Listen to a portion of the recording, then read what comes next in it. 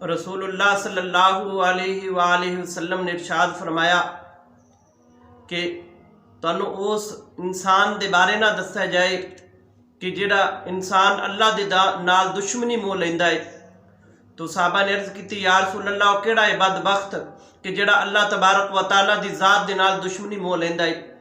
तो रसूल कायनात सल्लल्लाहु अलैहि वसल्लम ने इरशाद फरमाया कि वो ऐसा बदबख्त कि जिन्हों अल्लाह तबारक व तआला ने किसी इंसान को अल्लाह ने नेमतां अता कीतियां ने, अल्लाह तबारक व तआला दियां वो नेमतां नूं देख के जिहड़ा इंसान दिल दे अंदर हसद पैदा कर लैंदा है, वो इंसान अल्लाह तबारक व तआला दा दुश्मन है। और फिर फरमाया कि इन्हां तिन्नां चीज़ां तो बचो, ये तिन्ने चीज़ां जिहड़ियां ने ये तुहानू जहन्नम दे गड़े तक लैके जा सकदियां ने। पूछा गया या रसूल अल्लाह वो किहड़ियां चीज़ां ने?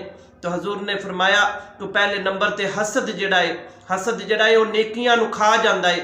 और फिर फरमाया कि तकब्बर जिहड़ा है, तकब्बर अल्लाह तबारक व तआला दी ज़ात नू नहीं पसंद। ये दोनों अमल जिहड़े ने ये शैतान दे ने। शैतान ने हसद किया, शैतान ने तकब्बर किया जो हज़रत आदम अलैहिस्सलातु वस्सलाम नू फरिश्तियां ने सजदा किया।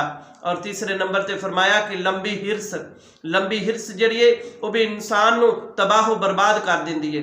फिर मेरे आका अलैहिस्सलातु वस्सलाम ने इरशाद फरमाया कि जिस शख्स के अंदर ये तीन गल्लां होन और फिर उनका लोगों के नाल अच्छा बर्ताव ना होवे, मुसलमाना के खिलाफ उनके दिल के अंदर हसद भरिया होवे, और फिर फरमाया कि वो हराम का लुकमा तर्क ना करता होवे, हर वक्त लुकमा हराम खांदा होवे, और फिर हजूर फरमाया कि वो लोगों की गीबत करता होवे।